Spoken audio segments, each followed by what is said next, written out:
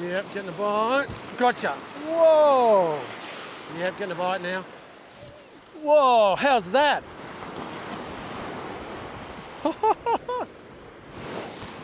Gotcha. Hi, my name's Roger Osborne. In today's video, I was faced with crystal clear water and an ocean that looked like a lake. And I've been speaking to a few guys and they've been going, we're not catching anything. So what's my strategy? What am I going to do in a situation like this? Well, I'm super excited actually, because I did a bit of research today and I found an epic spot which I'll share with you. And while I'm doing that, I'll be discussing what I'm thinking, where I'm casting, all of my equipment, my baits, everything that I'm doing so that you guys can absolutely apply it and enjoy your fishing as well. Stick around to the end for a free PDF download which will outline some vital keys from today's session. If you haven't subscribed already, remember it's totally free, really helps me with making videos, so make sure that you like, subscribe and hit the notification bell. Let's get into the fishing.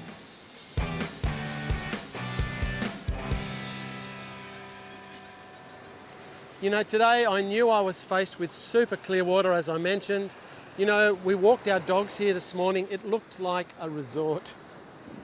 It was just like a big swimming pool and so clear. And it can be really challenging in those times to catch fish. So I went for a bit of a drive, looked at a couple of beaches, and I came to the place where I am now. It was the middle of the day. I had no drone to help me. I didn't even have polarized sunglasses, just me with my natural vision looking at the ocean, and there was no waves breaking at all, but I could see, you know, you can tell by looking at the water where it's darker, it's obviously deeper, and where it's lighter in shade, it's shallower. And I could see this finger of lighter coloured water with a really dark strip beside it. And I thought to myself, man, you know, this is high tide right now at low tide. That could be really good. So what I did is I actually thought, what is the difference between high tide and low tide today? So I had a look, and the high tide at lunchtime was 1.63 metres, but the low tide just before dark tonight was going to be 0.16. So that's actually a difference of 1.5 metres, which is basically 5 feet. And I thought, man, if you take 5 feet of water away from that, it could be an incredible spot. And I've come down and I'm just absolutely wrapped. Once again, it's holiday season, I'm on the beach by myself and I have an incredible fishing situation in front of me. I tried to catch some live yellowtail today, but the wind was so strong, it was nearly blowing people off the wharf at the harbour, it was so strong. There's no way I could catch some live yellowtail, so I thought, okay, I'm going to grab some pilchards out of the freezer, I'm going to grab some squid, and I couldn't resist bringing a rod with soft plastics as well, because I've just been having a lot of fun with those. So I'm really tempted just to start off with soft plastics actually, but I'm going to toss out a line with a pilchard on it. I'm going to use the world's deadliest rig, but without the metal, with a stinger hook and a main hook, and put a pilchard bait right on the drop off, and then I'm going to pepper this edge with some soft plastics while I keep my eye on my rod. Just quickly, if you haven't heard about my Rogers Fishing Boot Camps, they've been a huge success this year. People rave about the camaraderie. We get people of all ages, from kids, we've had grandfathers, we've had 3 generations on a Rogers Fishing Camp. It's absolutely amazing. And really, we put so much effort into quality instruction to get you guys up and running with your fishing. If you'd like to spend some quality time with me and my team, learning beach worming, beach fishing, how to read a beach, how to strategize, then these camps are for you, and spots fill up quick. So if you're keen, head on over to my website, rogersfishing.com, and check it out. Now I'd actually just like to explain the setup that I have here. What I saw at high tide at lunchtime was a shallow area with a much deeper bit in front of it. But now it's actually at low tide. There's a very obvious sandbar. The sea is still very flat. It's a very strong westerly blowing at the moment. But I have the most beautiful deep trough. You can see there's just some tiny waves breaking out here, but they will very quickly hit deep water. So you've got this beautiful bit of wash out there. They just hit this deep trough, and I want to fish right along the edge of that drop off. it comes into a bit of a pinch on my left. It actually ends just there. So there's this perfect gutter opening up out into the deep water. So big fish could actually swim in here and they could chase small fish and hunt right up into this corner. I am so expectant of catching fish in that spot. Obviously haven't tossed a line in the water yet, but I don't think it'll be very long before I catch a fish. So let's see if that actually happens. So I'm going to whack a pillion. So I'm going to whack this pillion just with my thumb. I'm going to chop his tail off. I'm going to use a 3/4 pilchard. I'm going to break its head off, which I'll chuck in the water for burley in a minute. I've got my two hooks set up. So the first one I'll put in, push all the way through, gently, carefully pull it through without breaking the flesh, pin it in the main body, down there. Then I'll grab my small hook, which has gone down the line, I'll slide it up. I'll put the small hook so it enters the same side as the line, push it through and then just pin that back into the body, pull that here and just do a loop, turn the loop back over on itself and pull that tight, which is a half hitch, which will hold that beautifully in place. And I'm going to toss this out and then I'm going to have a fish with a soft plastic. I think that pilchard probably won't last all that long. But one of the good things about this sandbar is it's that edge where it goes from shallow to deep water is totally castable. It's not too far from shore. And sometimes that's an issue. Sometimes there's really good water that is a long way out and you need to be able to cast a long way. But this is a really good setup. This is totally a low tide fishing spot, not a high tide, not so much. So I've got my running paternoster rig with my half pilly. I'm going to whack it out. I'm going to toss it out the back near that white water where it goes into the deep water.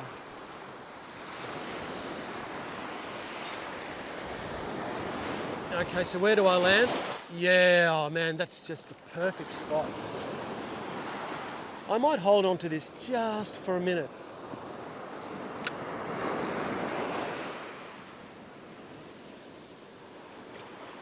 Because I may get a bite quickly. If I don't, I'll set it in the rod holder and I'll start just testing the spot with some plastics.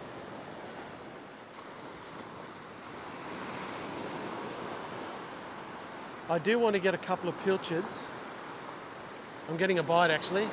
Yeah, getting a bite now. Whoa, how's that?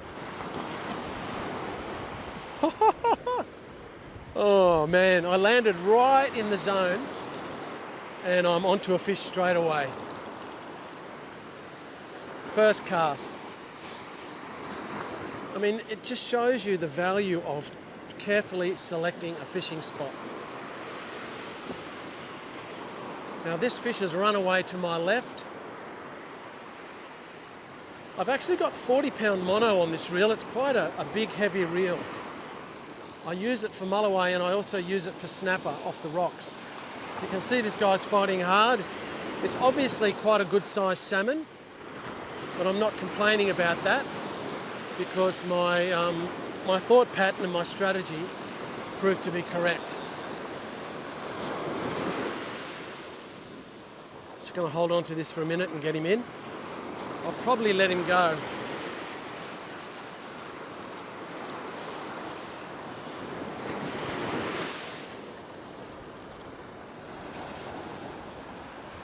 Pulling very hard. These fish are such great fighters. Look at this. Man, he is really fighting hard.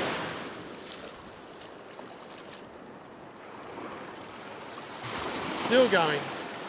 I might try and bring him in with this bit of a wave, possibly. Yeah, we'll give it a bit of a go. Here we go. No, he doesn't want to come in.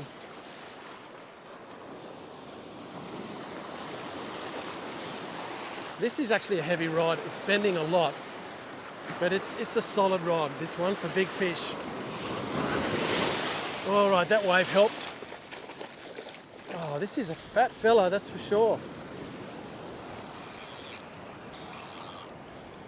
Now I'm going to try and grab him because I can't get my hands around him, he's too fat. Here comes a wave. So I've just picked him up like that. What a great example of a salmon. I know I catch a lot of salmon, but I'm always pleased when I spend some time doing a bit of strategy, and you can see there it's not really a fluke to catch a fish in about 20 seconds when you head down to a beach. Anyway, I'm actually going to keep this guy. I can see he's swallowed both the hooks, so I'll just very humanely look after him and get straight back into the fishing. So I just thought when I tossed that out I better hold on to it because very may well get a bite, and that's what happened. So I'm going to put on another pilchard. I'm going to put it on the same way as the last one. I'll toss the head in the water. I'll just trim the tail a bit and put it on. I think it's the same thing's going to happen again when I toss it out. So I might end up leaving it for a minute so that I can have a few casts with the plastic without being disturbed. And I'm going to mush a few pilchards up into the gutter as burley, just to get a bit of scent out there. I'm just going to do that with my hands. So I've got that bait on. And you can see here, I'll just quickly show you, I have a running paternoster rig. You can see my sinker. I'll just hold my bait up. The sinker actually, it's not a fixed one. My bait, oops, come back. So if a fish picks it up, it can pull the line through freely without feeling the weight of the sinker. There you go. Now the question is, I'll probably hold on to it again because I know if I walk away and try to do something, I'm going to get bitten.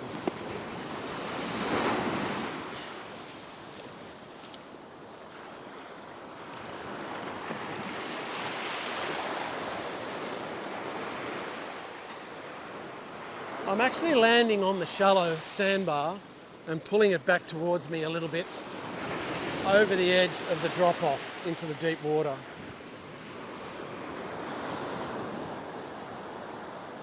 Because, oh man, I'm getting a bite already. Whoa!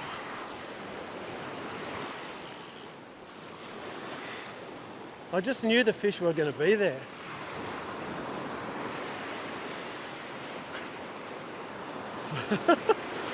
Woo. That was even quicker than the first one. Those fish are waiting for food to get washed off the sandbar and into the deep edge.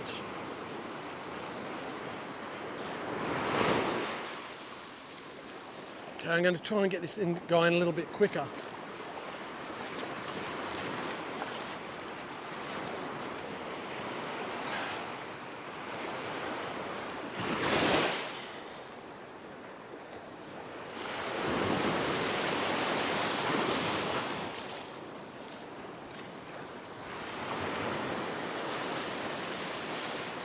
Oh man, he's pulling me down the beach.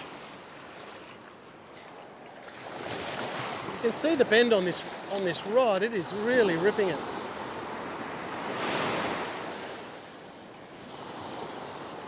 Okay, come in with this wave, buddy. Come on.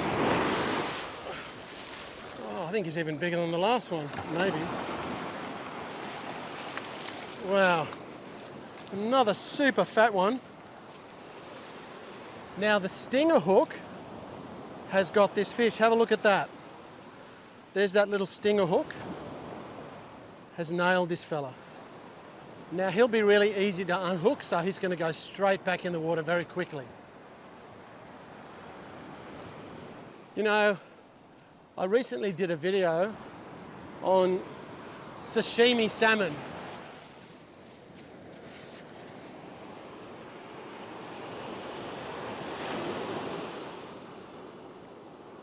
Okay, he's ready to go back in. I did a video on sashimi salmon. Oh, come on, buddy. All right. Oops. He really is a torpedo. I'm going to let him go first and then I'll tell you what I was going to say. Oh, come here, mate. Oh.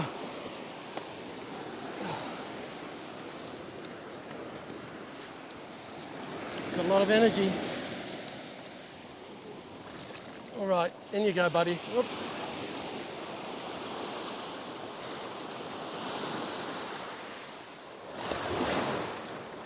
There you go, mate. How's that? Wow, he flew off. He flew off at such speed. I had one of my Rogers fishing members on the phone today. His name's Mark. Mark, you know who you are.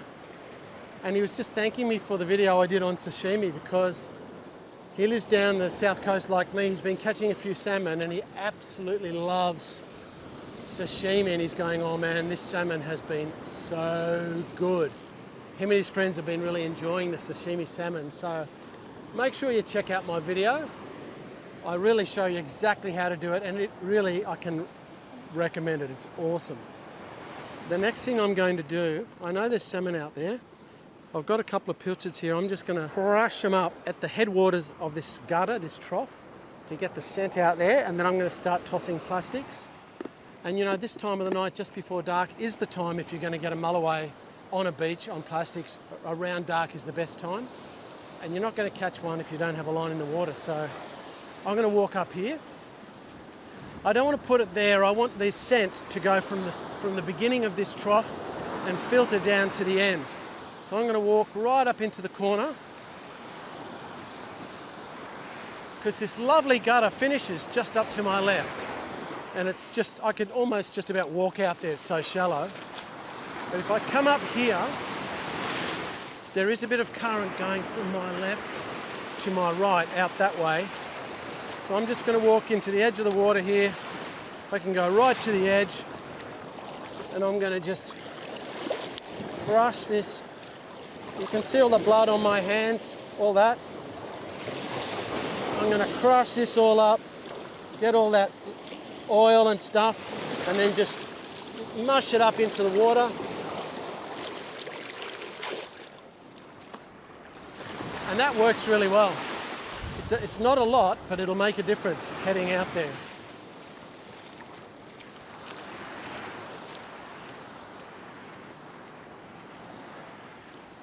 Now I'm going to use a white soft plastic. I have a lot of different coloured soft plastics, but I think this is a really good size and colour to use. It's actually called Drop Bear, is the colour. Drop Bear. And it is 100 millimeters length. Now the squid jig head that I'm using, it's not squid jig, sorry. The jig head that I'm using is a 1/2 ounce, and the size is 3/0. You can see it here. I'm going to put this thing on. It's got a little bit of weight in it, the jig head. Put that in the middle. I want it to come out basically where that back fin is, about there, and squeeze him up onto there. Yeah, that looks pretty good to me like that. Maybe a little bit bunched up, but I think that's pretty good. So I'm going to give that a go. I could be perfect and maybe slightly reposition it, but I think that's good. So let's see how we go. Let's see how long it takes to get a hit on the soft plastic. Just going to adjust my drag.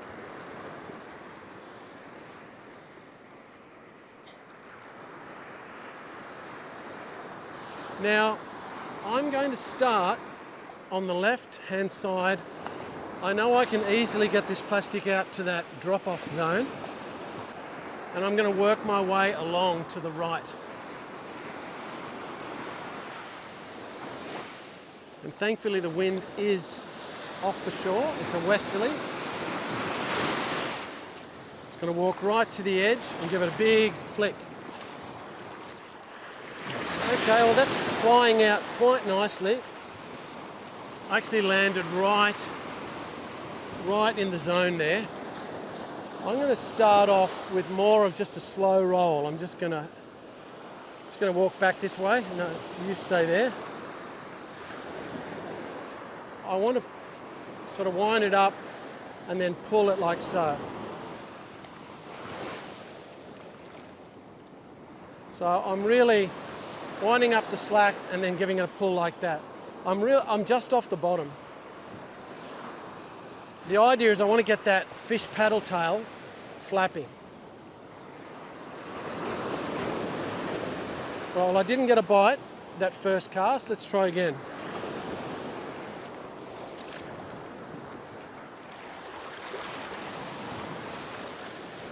Really happy with the distance I'm getting.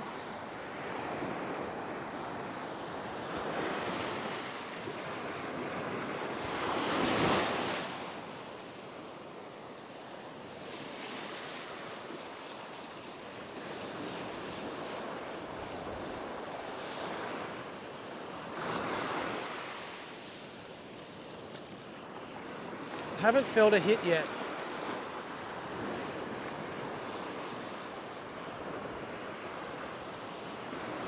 All right, that's 3 casts. Going to move to the right a little bit.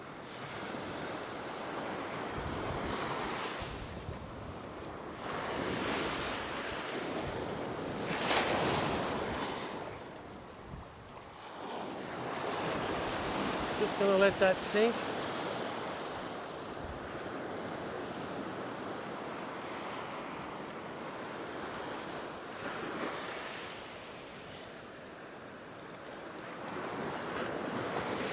Trying a few different things, just doing some gentle lifts, wanting to get that paddle tail to be working. I'll let it sink down a little bit and then just lift it up again. I can feel it bouncing on the bottom a little bit sometimes.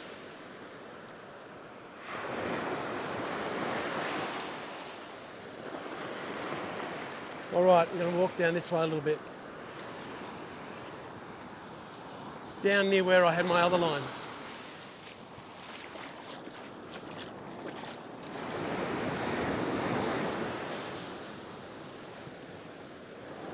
Just before I have a couple more casts with this plastic, I want to explain what my thinking was today, my strategy to catch fish in super clear, calm conditions.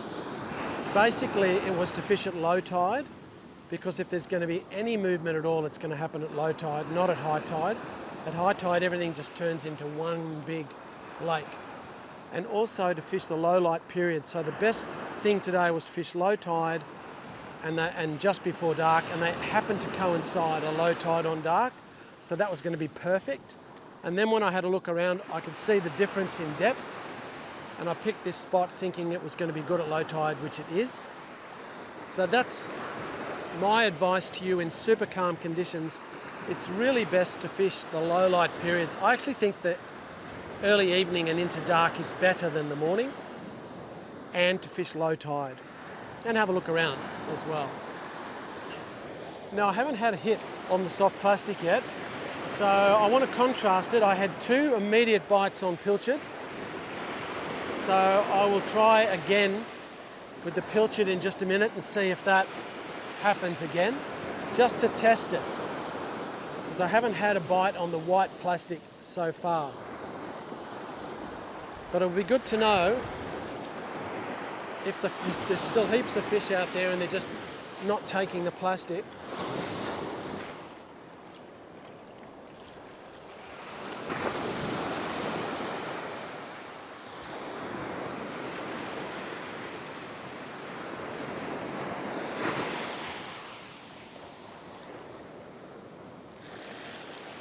Yeah, gotcha. Got one. Woo! Woo! Well, I hooked up on the plastic. Wow, it's doing some aerobatics.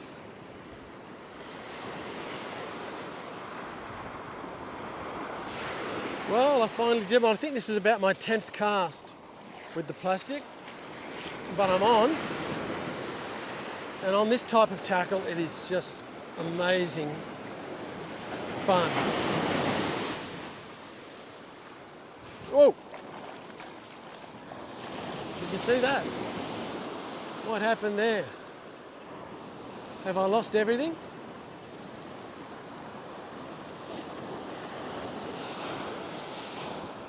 I thought I might have broken, but I've got the I've got the jig head back.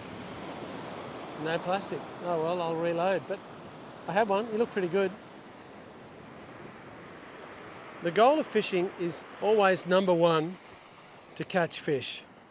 But there are so many other benefits that come along with it. Just being out in an incredibly beautiful environment, so good for your health in the fresh sea air. There you go. Another one on, ready to go. It's amazing. I've never had that happen before where the whole thing's just... Anyway, there you go. So I think it's worth a couple more casts with this plastic. The sun has disappeared behind the hill. I've maybe got about 20 minutes, I think, of light. Now, I had walked to the right a fair way before I got that hit. So maybe the school is down there. Maybe there's other fish down there.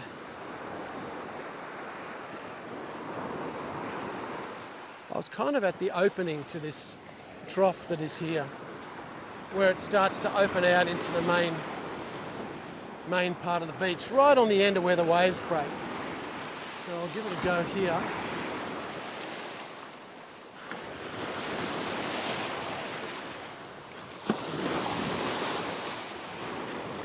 I'm putting in a fairly big cast, but I'm very happy with where it's landing.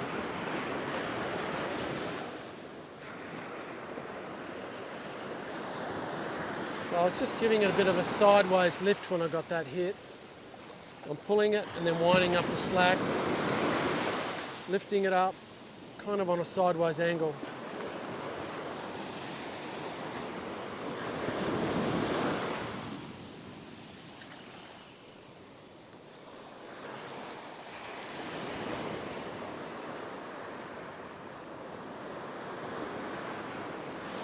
In one of these videos when I'm doing this, I'm going to catch a beautiful mulloway on one of these plastics.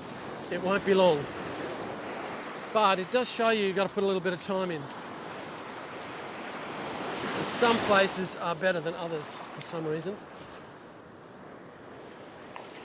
But if the school swims in and your lure or bait's out there, you've got an opportunity. Man, I had a hit straight away then. I felt something whack it.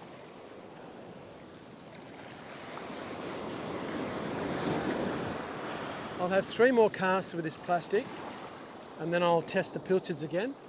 So far I've just hooked the one which I lost.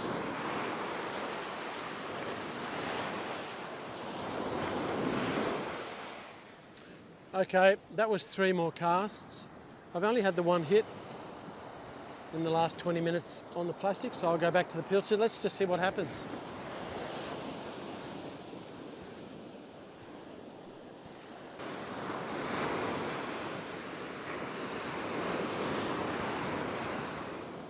Okay, so back to the 3/4 pilchard,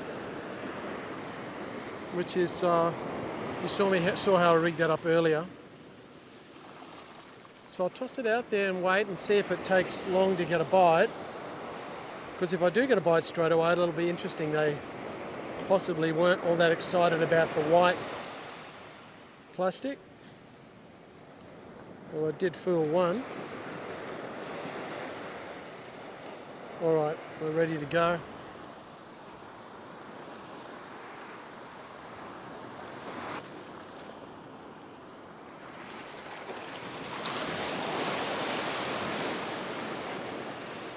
Yep, right in the spot. Just pull it over the edge of that white water and hold on.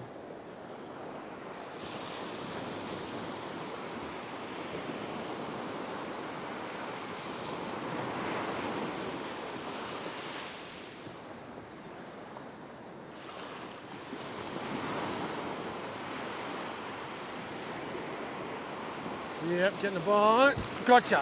Whoa! Now that was pretty quick. Okay, now my plastic was landing in the same spot when I was casting out, but was not really getting many hits. But the humble pilchard, whoa, the humble pilchard has done the job 3 times in a row. So there's an interesting lesson there, so it's good to try different things. They're not small fish either.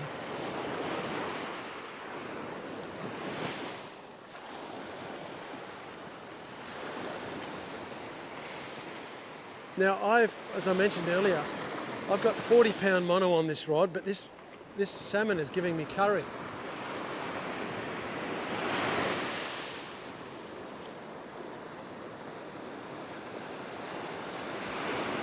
When you hook a salmon, you can pretty much tell early on in the fight what it is.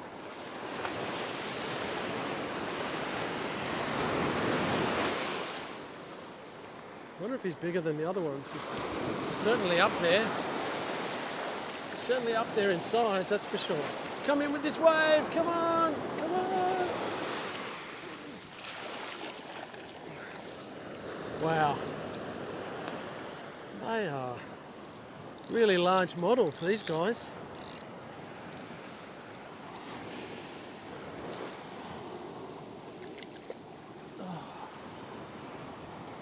Once again, very similar though, all seem to be coming out of a mould this afternoon. The purpose of this video this afternoon was to teach you that even on super flat, clear days, there's always things that you can do to catch fish. And if my goal was just to get a feed, well, I've done that well and truly in a very short period of time. I'm going to let this salmon go as well. I've kept one and let one go so far, but the pilchards seem to be the winner on this occasion. Okay, well, we'll get another pilchard bait out there.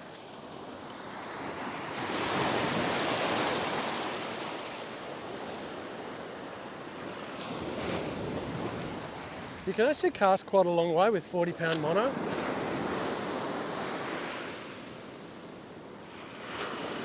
You would think that maybe it's too thick, but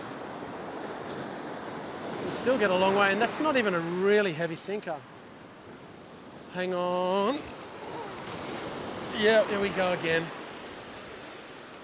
Well, I'm just waiting for it to be something else. I love salmon. Aussie salmon are amazing fish, and they really are good to eat, despite what a lot of people say. They are fantastic food, and they really have made a massive growth spurt in the last few years along the east coast. This guy's heading right down to the south. He's gone way down that way.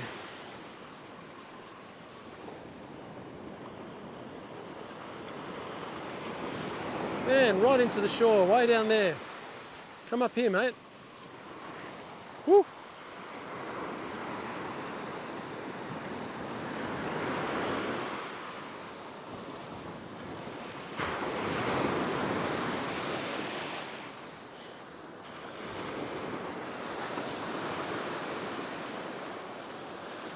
It shows you where the salmon are hiding. I'm landing in the white water out there every time. I'm fishing the edge of the white water and the deep water, and I just get nailed straight away. I wonder if that's an Aussie term, nailed, or if other people use that too. Here comes a wave. It's going to need the water to help get him up. Yeah, this is the way to do it. You know, I high-sticked a rod one time. I had a double hook up on big trevally, and I went to drag them the dead weight up the beach, and I held my rod up too high and the tip just went boom. Never again. You can see this one's been hooked by the main hook here. You can see the stinger is not in him, but the main hook is in the side there. You can see that's your 4-0 hook that has caught this salmon in the side of the mouth, and the stinger is just hanging loose. Now you've got to be careful.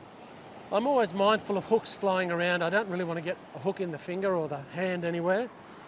So I just want to hold the fish securely so that I can get the hook out. It's just a little bit of a wiggle in this case. I didn't mean for you to wiggle, Mr. Fish. Just got to wiggle it out. That's it. And then he will be able to go in happily. Come on, mate. Just let me put you back in the water. All right, we'll whack him in.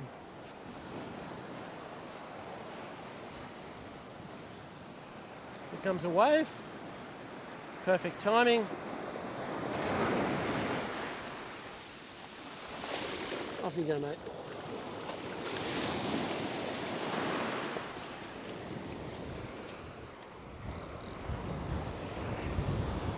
The humble pilchard really is a good bait. We're blessed to have them, really.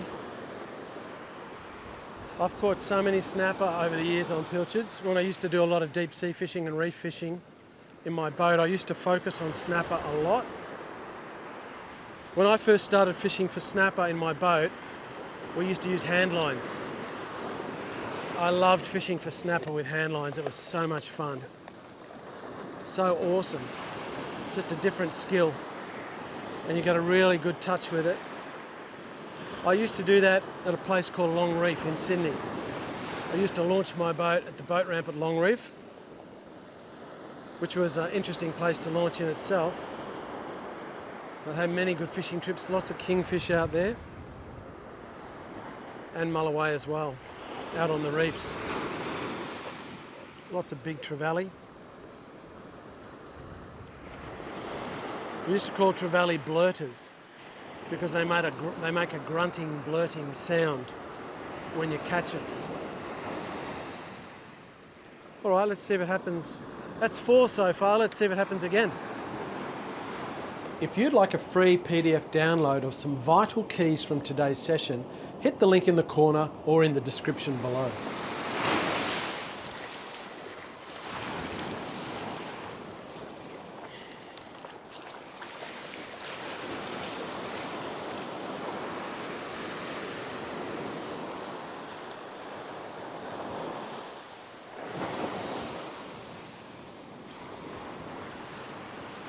Beautiful time of the evening just now. Oh, I'm getting a bite. Well, I thought I had a bite then. Felt something, but it didn't go on with it. Yeah, getting a bite now. Gotcha.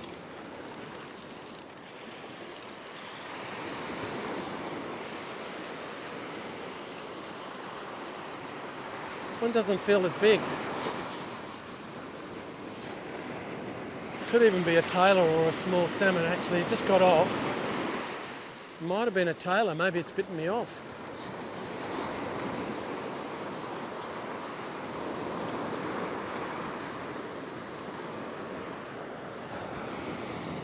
I thought it could have been a tailor and it might have bitten my line, but the fish just got off. Got my hooks back again, so I'll rebait. Well, I've hooked 5 salmon in 5 casts on the pilchards. So let's see if cast number 6 does the same thing.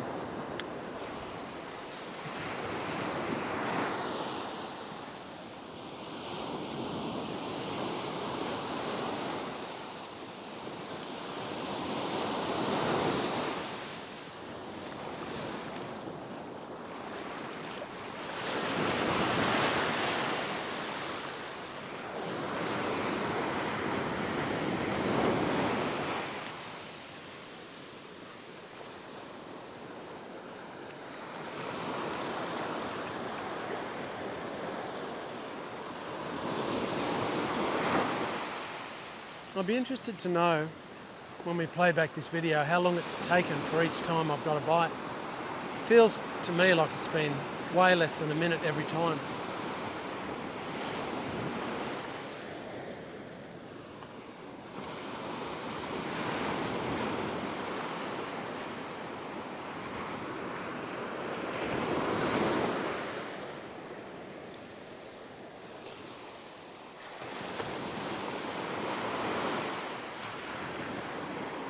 Getting a bite.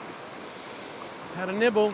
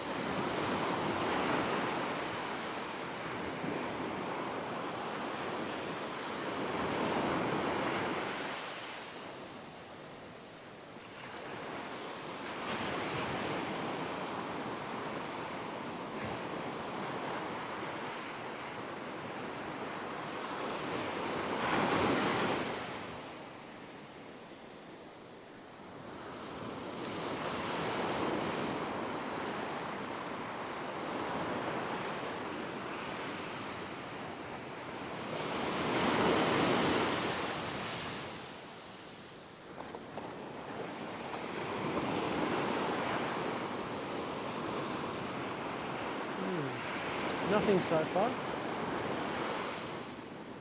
I did feel a little bit of a bump straight away. I don't think I lost my bait.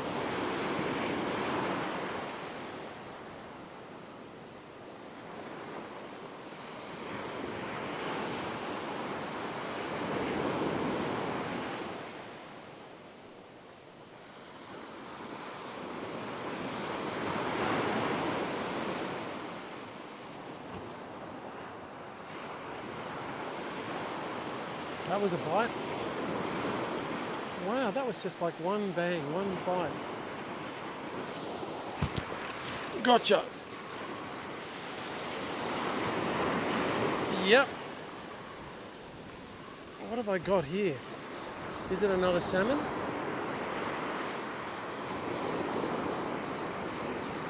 Feels a little different. It might be a small salmon. Either that or it's swimming with me.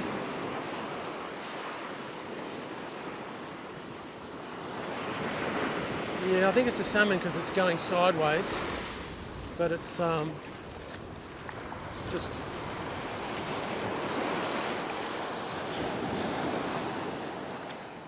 Okay, so it's another salmon, but it's just a smaller one. This guy's a fair bit smaller than the other ones. I'm feeling like a salmon curry. I can feel a salmon curry coming on. The only question is, will it be a yellow curry, a red curry, or a green curry? I do like the hotter ones, but not everybody in my family likes the hot curries. They like kind of the more milder ones, but these are awesome in a curry. Just a quick tip, you fully make the curry, put whatever vegetables you want in it so it's completely finished, and then 5 minutes before the end, you just fold, you slice the salmon into some nice chunks, and then you just fold it and simmer it for about 5 minutes at the end, and it is perfect. Anyway, guys, thank you so much for watching this video. Really appreciate all your comments and all the encouragement. Thank you so much. I'll see you soon.